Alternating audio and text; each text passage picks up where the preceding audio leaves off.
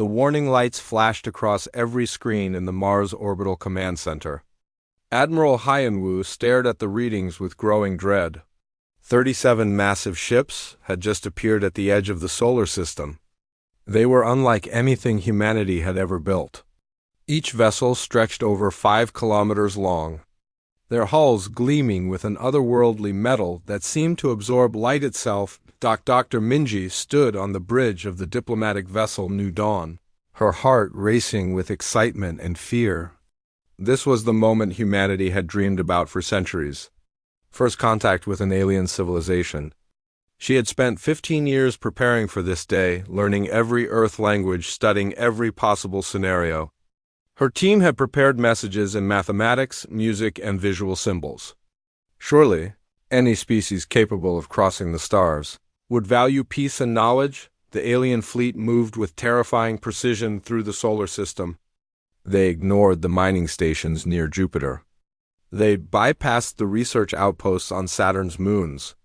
Their trajectory was clear. They were heading straight for Earth. President Daesung convened an emergency session with the unified Earth government.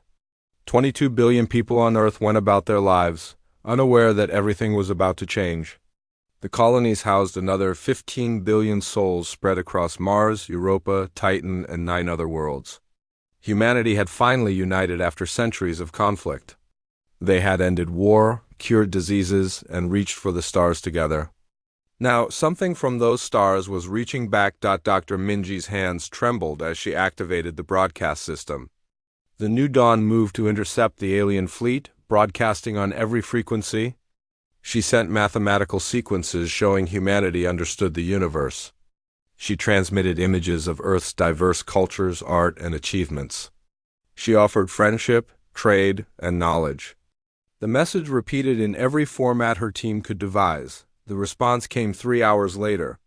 It was not what she hoped for. The largest alien ship transmitted a message that humanity's computers translated within seconds. The words appeared on every screen across the solar system simultaneously. Inferior species detected. You are now subjects of the Vultrine Galactic Empire. Surrender all military assets. Prepare for integration as labor caste. Resistance will be met with extinction. Admiral Hyanwu immediately ordered the Unified Defense Fleet to battle stations. Humanity had 300 warships, built over 50 years of peaceful expansion. They were designed to defend against asteroids and pirates, not a galactic empire. But they were all Earth had. President Daesung tried desperately to negotiate. He offered resources, technology sharing, and peaceful coexistence. He explained that humanity was willing to join the galactic community as equals. He begged for dialogue. The Vultrine Empire answered with fire. The first bombardment struck Beijing at 1447. Universal time, the energy beam carved through the atmosphere like a blade through paper. In 3 seconds, the city of 40 million people simply ceased to exist. A crater 20 kilometers wide marked where humanity's oldest continuous civilization had thrived for millennia. Dr. Minji screamed as she watched from the New Dawn. The diplomatic vessel tried to flee, but a Vultrine destroyer caught them within minutes. The last thing she transmitted was a desperate plea. We meant no harm. We came in peace. Please, we have children. We have... The transmission ended. The bombardment continued for 72 hours without pause. Tokyo, New York, Lagos, Mumbai, São Paulo, Cairo, every major city burned under orbital strikes. The Vultrine weapons were beyond anything humanity had imagined. They didn't just destroy buildings. They turned entire regions into molten glass. The atmosphere itself caught fire in some places. Admiral Hyanwu watched helplessly as his fleet engaged the enemy. Commander G1, piloting the flagship Indomitable, managed to destroy one Vultrine frigate with a desperate suicide run. It was humanity's only victory. The rest of the fleet died within 6 hours. 300 ships reduced to debris and radiation. The colonies fared no better. The Vultrine sent smaller task forces to each human settlement. They didn't negotiate or offer terms. They simply killed everyone. Mars colony, home to 3 billion people, fell in a single day. Europa's underwater cities were crushed under their own ice. Titan's domed cities were vaporized. In the underground bunker beneath the ruins of Seoul, President Daesung lay dying from radiation poisoning. His skin peeled away, his organs failing one by one. Around him, the last members of the Earth government coughed blood and wept for a world that no longer existed. The reports kept coming in, each one worse than the last. 10 billion dead. 12 billion. 15 billion. Admiral Hyen-woo had managed to evacuate 17 ships to a hidden base in the Kuiper Belt. These weren't warships anymore, just transports and research vessels filled with survivors. Maybe 200,000 people total. 200,000 out of 37 billion. He received a final transmission from Earth. President Daesung had found enough strength to record one last message. The old man's face filled the screen, burned and bleeding, but his eyes burned with something beyond pain. To all surviving humans, wherever you are. They came to our home. They killed our children. They burned our world because they believed we were weak. They believe we are broken. President Daesung coughed, blood spattering the camera lens. I am the last president of Earth. With my final breath, I give you one command. Not as your leader, but as a father who has lost his children. As a human who has watched his species face extinction. Make them extinct. Every last one of them. Make them remember us. Make them fear what they have created. Operation Extinction begins now. The transmission ended. 2 minutes later, seismic sensors detected the final nuclear detonation that collapsed the Seoul bunker. President Daesung was gone. The Valtrine Empire declared humanity pacified. They landed occupation forces on Earth's scorched surface and the surviving colonies. They calculated that the broken remnants of humanity would serve as adequate laborers. The Empire had conquered 400 worlds over 50,000 years. One more primitive species meant nothing to them. Admiral Hyen-woo floated in the command center of his hidden base, surrounded by the last free humans in the universe. They were engineers, soldiers, scientists, and civilians. They were all that remained. He looked at each face, seeing the same expression reflected back. Not despair. Not surrender. Rage. They think we're pacified, Hyen-woo said quietly. They think they've won. Let them think that. Let them celebrate their easy victory.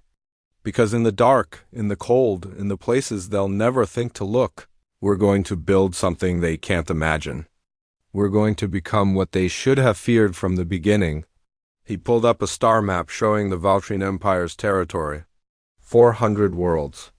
Trillions of beings. An empire that had ruled for longer than human civilization had existed. 10 billion of us are gone, Hyen-woo continued. We're going to make them pay with interest. We're going to show them what humanity really is. Not when we come in peace, his hand curled into a fist, but when we come for blood. In the darkness of the Kuiper Belt, the last humans began to plan their revenge. The Valtrine Empire had made one fatal mistake. They hadn't killed them all. 5 years had passed since the sky caught fire. Earth looked different now. Where cities once sparkled with lights, dark craters marked the graves of billions. The Valtrine occupation forces lived in fortified compounds, treating the surviving humans like animals. They forced people to mine resources, build structures, and serve their masters. The aliens believed humanity was broken. They were wrong. General Sunmi crawled through the maintenance tunnel beneath what used to be downtown Mumbai.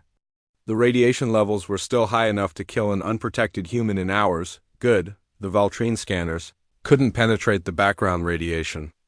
These tunnels had become the veins of the resistance, carrying messages, supplies, and people across the ruined world. She emerged in a hidden bunker where 30 resistance fighters waited. They ranged from teenagers who barely remembered the world before to soldiers who had survived the initial massacre. Young-ho sat among them, his face scarred from a Valtrine energy weapon. He had been a teacher once, with a wife and 2 daughters. Now his family existed only as shadows burned into concrete during the Beijing strike. The supply convoy will pass through Sector 7 at 0400 hours, Sunmi explained, pointing to a crude map. We hit it fast, take the power cells and medical supplies, then disappear. Make it look random. Make it look like desperate survivors, not organized resistance. The fighters nodded. Over 5 years, they had perfected the art of appearing broken while slowly bleeding their occupiers. Every attack seemed like the act of scattered survivors. The Veltrine never suspected that each raid was carefully coordinated across the entire planet. Far beyond the solar system. In a massive asteroid that had been hollowed out and hidden in the Oort cloud, Dr. Kyung stared at lines of code that could change everything. She had been a civilian AI researcher before the massacre. Now she was humanity's best weapon designer. The Veltrine technology was impressive, but it had a weakness. Their entire fleet operated on networked AI systems. Every ship, every station, every drone connected to a central intelligence that coordinated their empire. It made them efficient and powerful. It also made them vulnerable. Run the simulation again, Dr. Kyung ordered her team. The holographic display showed a Veltrine fleet in perfect formation. Then they introduced the Reaper virus. The weapon moved through the network like wildfire, corrupting and rewriting the AI systems. Within the simulation, Veltrine ships turned on each other. Their targeting systems confused, their navigation scrambled, their weapons firing at random. It works in simulation, one of her assistants said carefully. But we've never tested it on an actual Veltrine system. Dr. Kyung smiled grimly. Then we need to get someone inside one of their ships. Lieutenant Hound volunteered for the suicide mission. She was one of the best special operations soldiers humanity had ever produced. Before the invasion, she had been training for the Mars Games, the solar system's premier athletic competition. Now she trained to kill. The plan was insane. Hound and her team would infiltrate a Veltrine supply ship, plant a surveillance package on their network, and escape before detection. The chances of survival were less than 5%. She didn't care. Her parents had died on Titan, her brother had burned on Earth. Death held no fear for her anymore. They launched from the hidden base in a captured Veltrine shuttle. It took 6 days to reach the target, a dreadnought in orbit around Saturn. Hien's heart pounded as they approached. The ship was massive, bristling with weapons that could vaporize their shuttle in an instant. Transmitting captured access codes now, her pilot whispered. They waited. If the codes didn't work, they would die before they knew it. The dreadnought's hangar bay doors opened. They were in. Hound moved through the alien ship like a ghost. The Veltrine were overconfident, secure in their superiority. They didn't expect prey to fight back. She reached the main computer core and attached Dr. Kyung's device. It would upload surveillance code into the Veltrine network, invisible to their security systems, feeding information back to the human resistance. Then everything went wrong. A Veltrine security patrol rounded the corner. Hound moved before thinking, her knife finding the first alien's throat. The creature died with a gurgling hiss. The second alien reached for an alarm, but Hound was faster. She fought with a fury that surprised even herself. 3 Veltrine dead in 15 seconds, but their armor had transmitted a distress signal. Alarms screamed throughout the dreadnought. Hound ran, her team covering her retreat. 2 of her soldiers died buying her time. She reached the shuttle and they launched. Veltrine fighters already scrambling to intercept. The shuttle wasn't fast enough. Energy bolts tore through their engines. They were dead in space, tumbling toward Saturn's rings. Hound prepared to trigger the self-destruct rather than be captured.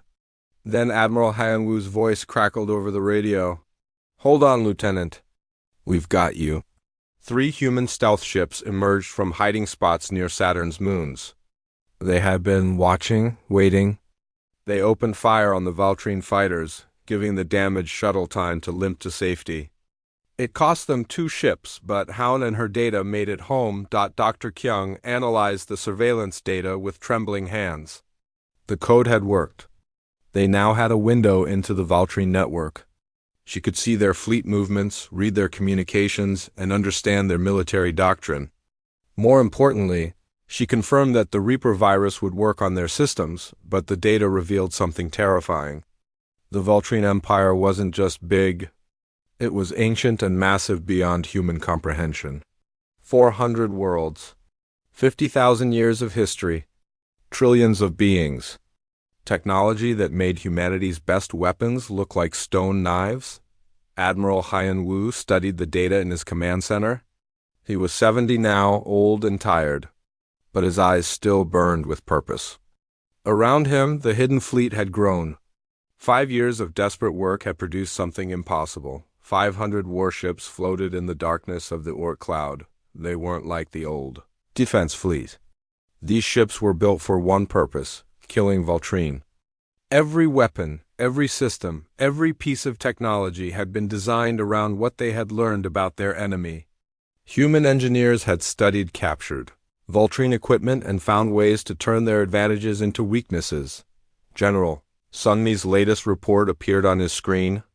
The resistance on Earth and the colonies had grown to over 2 million active fighters. They looked beaten, they acted broken, but they were ready. Waiting for the signal, Young-ho led another raid that night, attacking a Voltrine mining operation. They made it look desperate and random, just another group of survivors trying to steal food. The Voltrine guards killed 3 humans and drove the rest away. They never noticed that Young-ho's team had planted explosives in the mine's foundation, timed to detonate during shift change next week. Across human space, millions of small acts of sabotage occurred daily. A loosened bolt here, corrupted data there, poisoned supplies, falsified reports. The Voltrine noticed the inefficiency, but blamed it on human incompetence. They never suspected coordination. Dr. Kyung completed the final version of the Reaper virus. It was beautiful and terrible.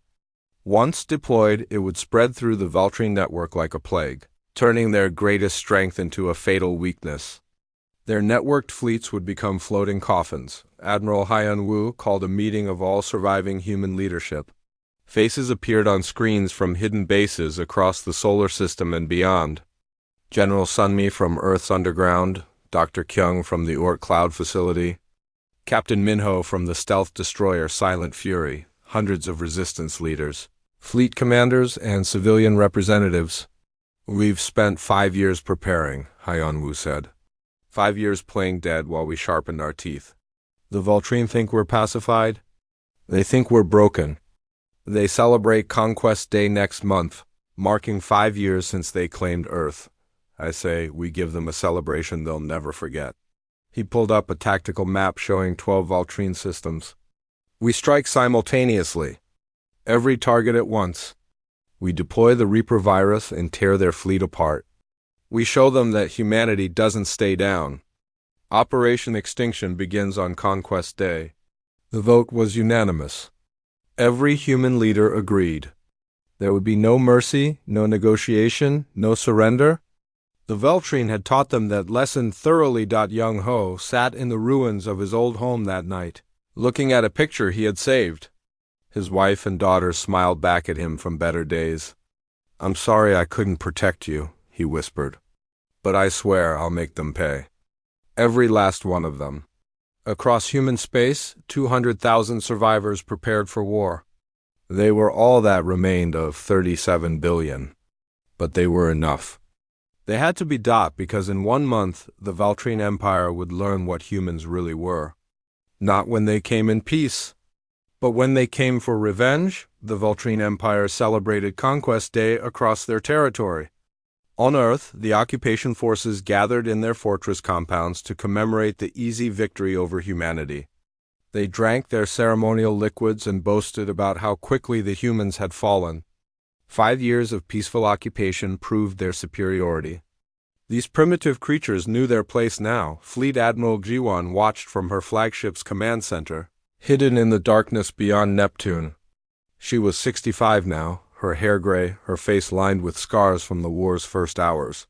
She had been a captain when the invasion began, commanding the Indomitable. Now she commanded every human warship in existence.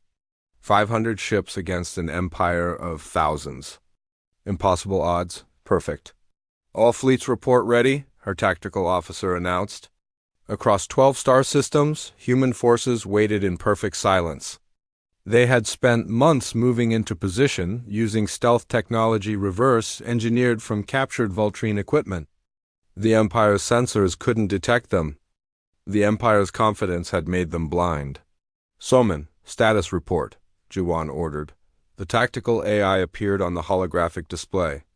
Soman had been built from the consciousness patterns of 300 volunteers, who had given their minds to become humanity's strategic weapon. She processed information faster than any biological brain, coordinating the attack across light years of space with perfect precision. All targets locked. Reaper virus loaded and ready for deployment. All fleet elements synchronized. "Awaiting your command, Admiral." Summon's voice held no emotion, but Jiwan detected a hint of satisfaction. Even in artificial form, humanity wanted revenge. On Earth, General Sunmi emerged from the underground with 2 million resistance fighters. They had timed this moment perfectly. The Voltrine garrison forces were distracted by their celebrations, their defenses relaxed. Huge mistake. Young-ho gripped his weapon tightly. Around him, fighters checked their equipment one last time. They wore captured Voltrine armor and carried weapons they had built in secret. 5 years of playing broken had ended. Now they would show their true faces. "Remember," Sunmi said quietly over the resistance network. "No mercy. They gave us none. We return the favor." "For the 10 billion?" "For the 10 billion, 2 million voices whispered back. Fleet Admiral Jiwon looked at the countdown clock. 10 seconds. She thought of Dr. Minji, the kind woman who had tried to make peace. She thought of President Daesung's final order. She thought of 10 billion dead humans who deserved justice. 5 seconds. "All ships," Jiwon said calmly. "Operation Extinction is now active. Fire." The darkness of space erupted with fury. 500 human warships revealed themselves simultaneously across 12 systems, their weapons already firing. The Voltrine had never seen human military technology before. They had only destroyed Earth's old defense fleet. These new ships were different. These ships were built to kill. Captain Minho commanded the Silent Fury, a stealth destroyer designed for precision strikes.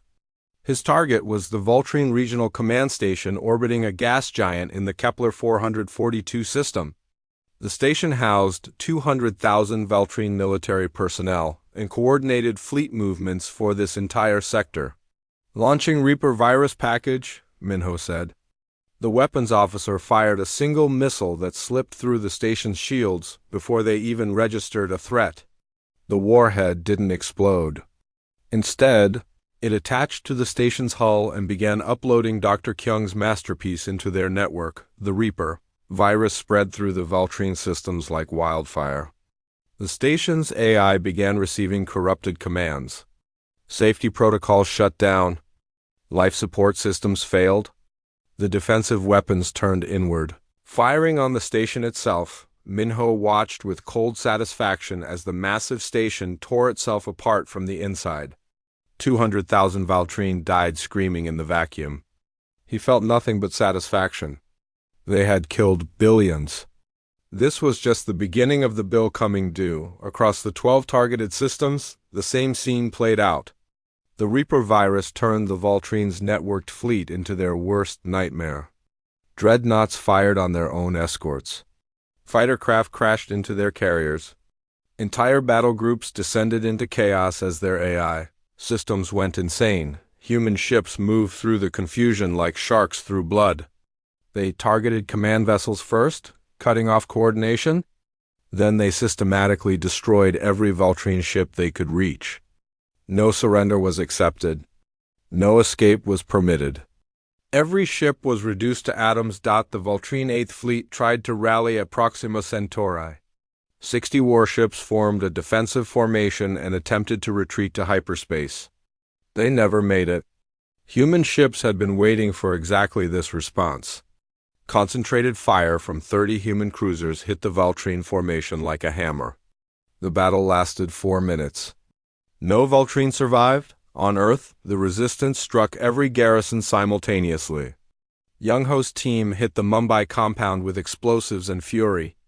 The Voltrine guards, drunk on their celebration liquids, barely managed to grab weapons before human fighters were among them. The battle was short and brutal. 5 years of rage poured out in minutes of violence. Sunmi led the assault on the Earth Command Center in the ruins of Geneva. The Vultrine commander tried to call for orbital support, but the ships above were already dead, infected by the Reaper virus and torn apart by human warships. The garrison fought hard, but they were outnumbered and outmaneuvered. By dawn, every Vultrine on Earth was dead. The Empire's response was swift and terrified. They had lost 12 systems in 6 hours. Thousands of ships destroyed. Hundreds of thousands of their people dead. They had ruled for 50,000 years without facing a threat like this. They didn't understand what was happening. Empress Valtara convened her war council on the imperial homeworld, Valtaran. She was ancient even by Vultrine standards, having ruled for 3,000 years. She had overseen the conquest of 40 worlds personally. The news from the front made no sense to her. How can these primitives do this? She demanded. We destroyed them 5 years ago. They should be extinct. Her military commander displayed tactical data. Your Majesty, the humans have been preparing. They reverse-engineered our technology. They built a fleet in secret. They developed a weapon that turns our own AI against us. They are fighting with a coordination and fury we've never encountered. Then destroy them, Valtara ordered. Send the 5th Fleet. Send the 3rd Fleet. Crush them before they spread. But the human attacks didn't stop. They accelerated. Fleet Admiral Jiwan had only revealed a fraction of her forces in the first strike. Now she deployed the full Ghost Fleet, 500 warships striking at Vultrine supply lines, colonies, and military bases across their territory. The Vultrine tried to negotiate. They sent messages offering to discuss terms, to pay reparations, to grant humanity territory and status within the Empire. They suggested a peace conference. Jiwan's response was broadcast across all Vultrine frequencies. Her face appeared on every screen in the Empire's territory. She looked directly into the camera with eyes that held no mercy. You came to our home. You killed 10 billion of us without warning or mercy. You taught us there is no negotiation with monsters. You taught us that superior force is the only language worth speaking. So we learned your language. And now we speak it fluently. There will be no peace conference. There will be no surrender. There will be no compromise. Operation Extinction continues until every last one of you is dead. The transmission ended. Across the Vultrine Empire, panic began to spread. Their subject races watched the broadcasts and wondered. If humanity could do this, perhaps they could too.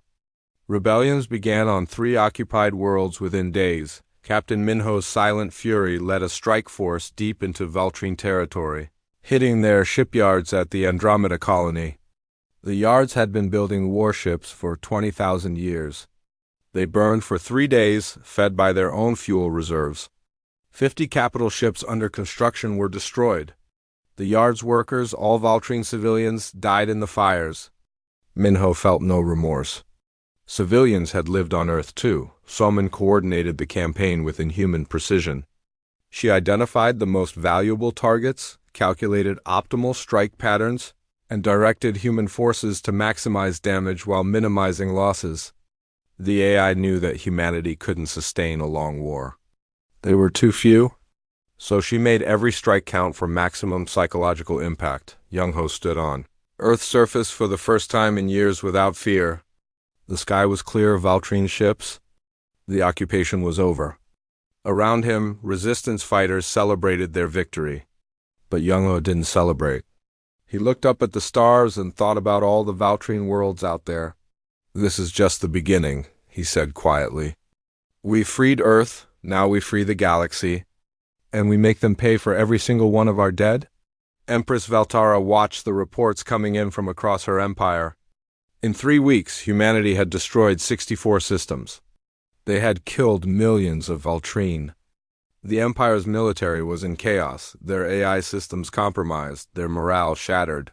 Footage showed human warships appearing from nowhere, striking with precision and vanishing before reinforcements could arrive. She finally understood. The primitives weren't fighting like a normal species. They were fighting like they had nothing to lose. Because they didn't, humanity was already extinct in their own eyes. They were ghosts seeking revenge, and ghosts, Valtara realized with growing horror, were very hard to kill. 3 years into Operation Extinction, humanity had destroyed 187 Valtrine worlds. The number haunted Fleet Admiral Jiwan every time she looked at the tactical display. Each world represented billions of deaths, each system erased from existence. The ghost fleet moved through Valtrine space like a plague, leaving nothing but debris and silence in their wake. The galaxy had started to notice. Other civilizations, species that had remained neutral or hidden during the Valtrine's reign, now watched humanity with a mixture of awe and horror. The humans weren't just fighting a war. They were conducting a systematic extermination. Ambassador Yunji sat in the diplomatic station orbiting Thallin Prime, facing representatives from 3 different alien civilizations. The Thallin Confederation had invited her here to discuss peace. The conference room was beautiful, with art from a dozen worlds and technology that could translate thoughts directly into language. It all seemed pointless to Yunji. Chancellor Karmish of the Thallin Confederation spoke first. His species looked like tall, graceful beings with 4 arms and skin that shimmered in changing colors. They had been exploring the galaxy for thousands of years and prided themselves on diplomacy. Ambassador Yunji, we understand your anger. The Valtrine committed terrible crimes against your people. But what you are doing now goes beyond justice. You are committing genocide on a scale the galaxy has never seen. Please allow us to help you defeat the Valtrine without destroying every last one of them. Yunji looked at the Chancellor with eyes that held no warmth. She was 45 but looked 60, worn down by years of war. She had been a civilian diplomat before the invasion, specializing in trade negotiations. Now she negotiated nothing. She delivered ultimatums. Where were you when 10 billion of us died? Yunji asked quietly. Where was the Thallin Confederation when our children burned? Where was your outrage when the Valtrine turned Earth into a graveyard? You want us to show mercy now? After watching silently while we were slaughtered? A representative from the Korvax Unity leaned forward. Her species resembled crystalline beings that communicated through light patterns. We didn't know. The Valtrine kept their conquests secret from the rest of the galaxy. By the time we learned what happened, you were already fighting back. Then you learned an important lesson, Yunji replied coldly. Evil happens when good people watch and do nothing. We learned a different lesson. When someone tries to exterminate you, you don't stop fighting until they can never threaten you again. Ever. This is our war. Stay out of it. The diplomatic talks broke down after 2 days.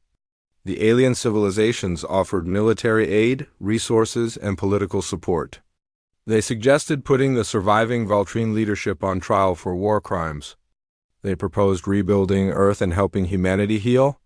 Yunji refused everything. Humanity didn't want help. They wanted extinction. Colonel Dongyun led the ground assault forces that took Valtrine fortress worlds. These were planets where the Empire had dug in, building massive defensive installations and vowing to fight to the last soldier. Dongyun's job was to make them regret that choice. The battle for Valtus Prime took 40 days. The planet housed 50 million Valtrine, mostly military personnel and their families. The defenses were incredible, layered shields and automated weapon systems that could destroy ships in orbit. But humanity had learned patience. They surrounded the planet and waited, jamming all communications, destroying any ship that tried to leave. After 30 days, the Valtrine defenders ran low on supplies. After 35 days, the orbital shields began to fail. On day 40, Dongyun's forces landed. The fighting was brutal. The Valtrine soldiers fought hard to protect their families. They used every weapon, every tactic, every advantage they could find. It didn't matter. Dongyun's forces had spent 3 years learning how to kill Valtrine efficiently. They cleared the planet sector by sector, building by building, room by room. When it was over, Valtus Prime was silent. 50 million Valtrine dead. Dongyun stood in the ruins of the planet's capital, looking at the bodies of enemy soldiers and civilians alike. He felt nothing. Numbness had replaced emotion long ago. This was just math now. 50 million down. Billions more to go, but not everyone in humanity had gone numb. Jinwoo was a fighter pilot, one of the best in the Ghost Fleet. He had flown in 87 combat missions without hesitation, destroying Valtrine ships with precision and skill. Then his squadron was sent to the Kellner system. The mission briefing was simple. A Valtrine civilian colony had been discovered on Kellner 4, 2 million inhabitants. No military presence, just families who had settled there 300 years ago. The orders were clear: destroy the colony completely. Jinwoo's squadron approached the planet. His instruments showed settlements, farms, schools, and residential areas. No weapons. No defenses. Just civilians living their lives. The Reaper virus had already been deployed, shutting down their communications so they couldn't call for help. They were helpless. All fighters, begin attack run, his squadron commander ordered. Target residential sectors first. Make it quick. Jinwoo's finger hovered over the weapons trigger. Below him, he could see beings going about their daily lives. Children playing in parks. Families gathering for meals. Regular people who had nothing to do with the invasion of Earth. He thought of his own family, dead in the Seoul bombardment. Innocent civilians murdered without warning. Squadron leader, this is Jinwoo. I can't do this. Say again, pilot. There are children down there, families, civilians. I can't kill them. This isn't war. This is murder. The radio went silent for a moment. Then his commander responded, voice hard. Those civilians lived on the backs of conquered species for their entire civilization. They benefited from every atrocity the Valtrine committed. They are complicit. Follow your orders. No, Jinwoo said. He broke formation and pulled away from the planet. Behind him, the rest of the squadron began their attack. He couldn't watch. He jumped to hyperspace and fled. The debate tore through humanity like a knife. Jinwoo's refusal to follow orders sparked arguments in every human settlement. General Sunmi argued that total extinction was the only guarantee of safety. The Valtrine had shown no mercy, and they deserved none. Any survivors could rebuild and threaten humanity again in the future. Others disagreed. They argued that humanity was becoming the monsters they had fought against, that killing civilians, children, and innocents made them no better than the Valtrine. That revenge had consumed their souls and turned them into something ugly. Fleet. Admiral Jiwon called an emergency council meeting. Every human leader participated, their faces appearing on screens across the fleet. The vote was close. Should they continue the total extermination, or should they spare civilians and focus only on military targets? Ambassador Yunji spoke passionately for total extinction. Mercy is a luxury we cannot afford. The Valtrine Empire has existed for 50,000 years. They have conquered 400 worlds. They will not change. They will not learn. If we leave even one world intact, they will rebuild and come for our grandchildren. Our great-grandchildren. Is that the legacy we want? To fight this war again in 1,000 years? Young Ho, now a general, stood and spoke against her. His voice was rough with emotion. My family died. Everyone I loved is gone. I've spent 8 years killing Valtrine, but I've seen what we're becoming. I've watched soldiers laugh while burning civilian homes. I've seen us celebrate atrocities. My daughters wouldn't recognize what their father has become. If we exterminate an entire species, if we kill billions of innocents, then the Valtrine won. They killed humanity. Not our bodies, but our souls. The only way we truly defeat them is by proving we're better than they are. The vote was split almost evenly.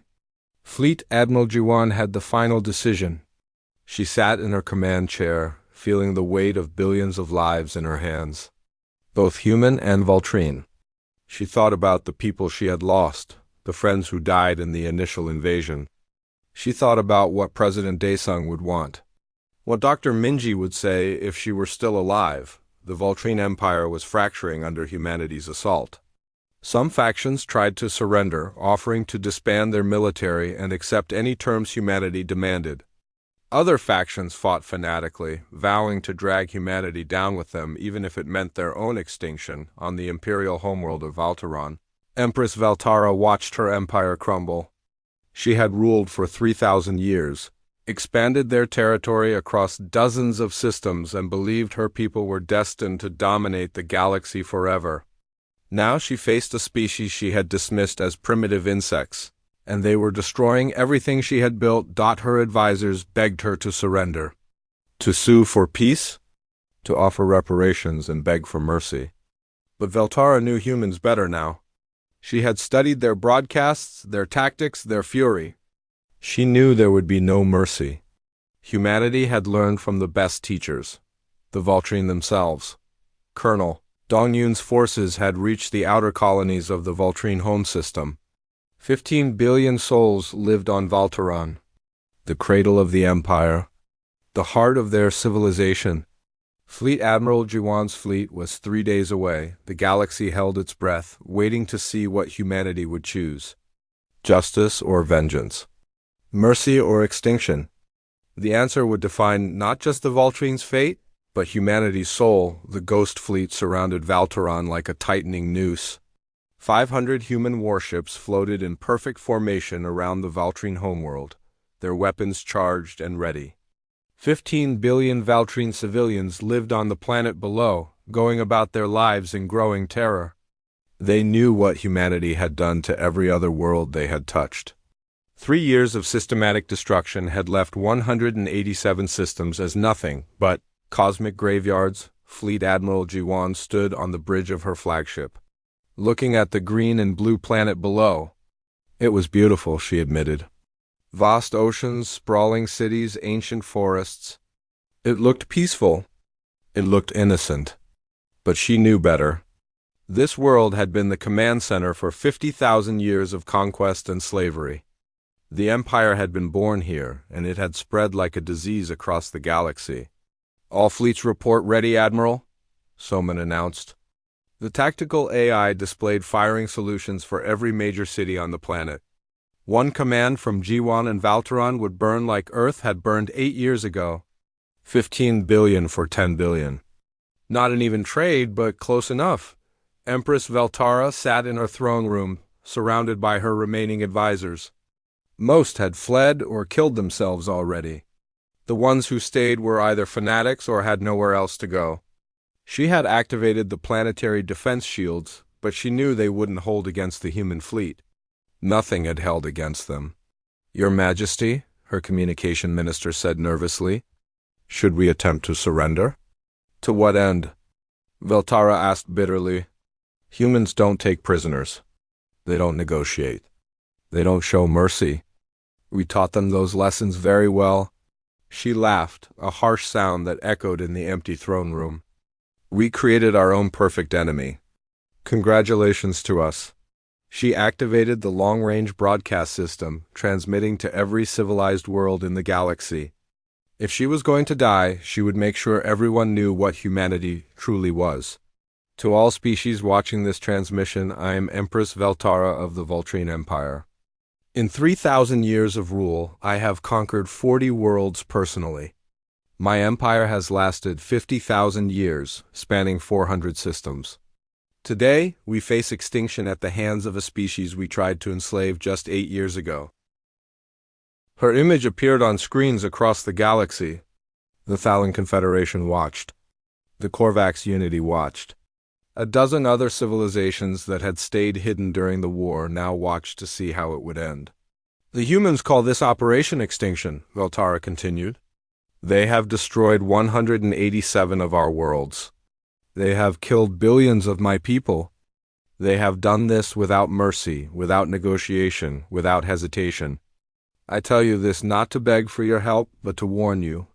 Witness what humanity truly is. Witness what happens when you wake a sleeping monster.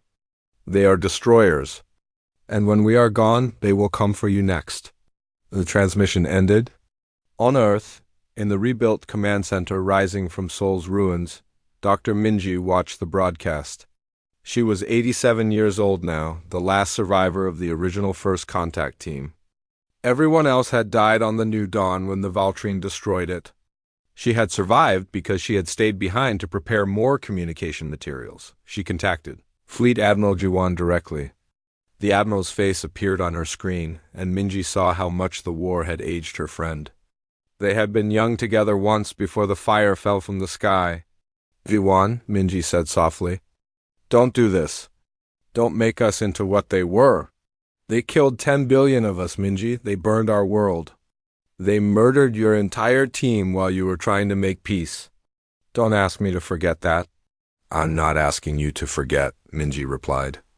I remember every face on the New Dawn, every person who died trying to offer friendship to the stars. But I also remember the message I tried to send them. We came in peace. That was who we were. What are we now? Jiwan looked away from the screen. We're what we had to become to survive. Survival at what cost? Minji asked. I've read the reports, Jiwan. I know what our forces have done. Civilian colonies destroyed. Children killed. Entire worlds burned. We've become the monsters we fought against. If you destroy Valteron, if you kill 15 billion beings, then we've lost. Not the war. Our souls. On Valteron, General Young-ho walked through the capital city with a small strike team. They had infiltrated the planet 24 hours earlier, preparing to take down the shields from the inside when the fleet attacked. But now Young-ho found himself walking through neighborhoods. Seeing Valtrine families barricade themselves in their homes, he passed a school where Valtrine children were being evacuated to underground shelters. They looked terrified.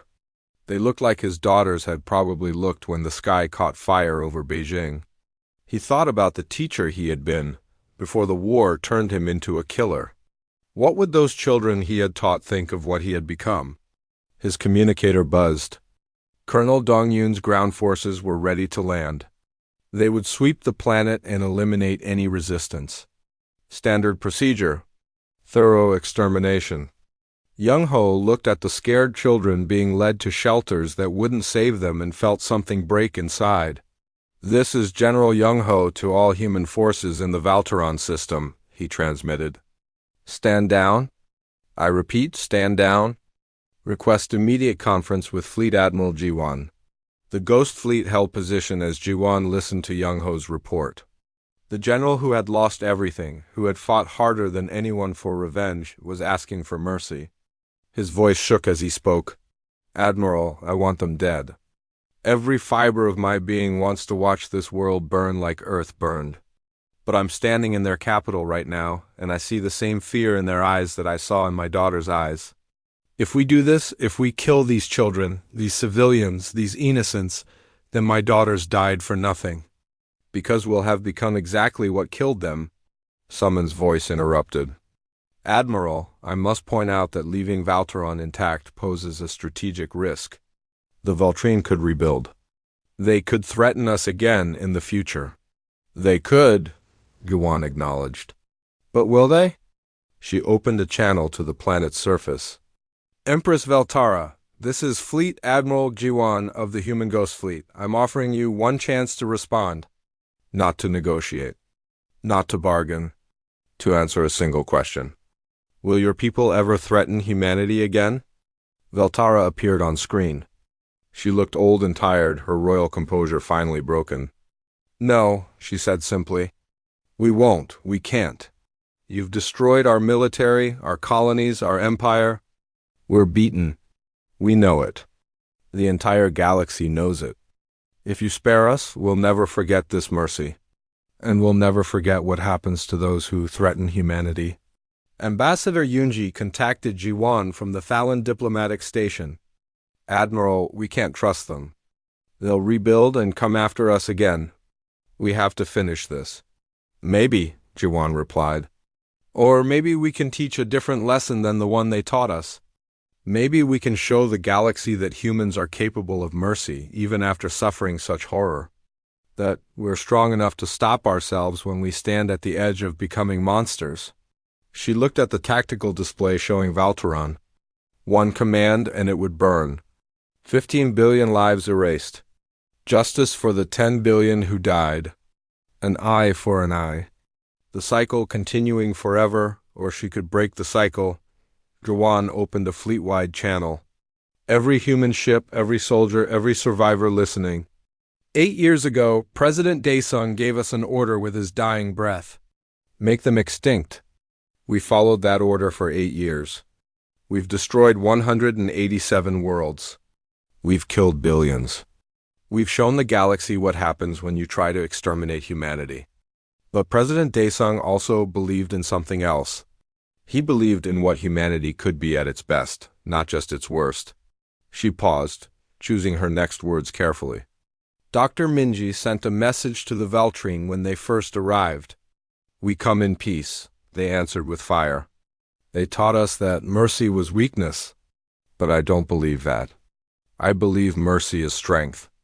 I believe showing restraint when you have overwhelming power is the hardest and most important choice you can make. So I'm making that choice now. Jiwan transmitted new orders to the fleet. All ships, stand down from attack posture.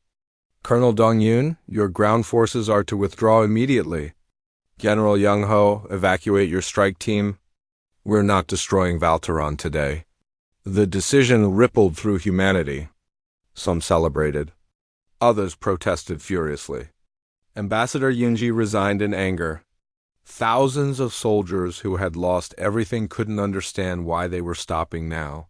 So close to total victory, but Jiwan had made her choice. She addressed the Veltrine Empire directly. The Veltrine military is hereby dissolved. All warships, weapons platforms, and military installations will be dismantled under human supervision. Your technology and scientific knowledge will be turned over to us as reparations.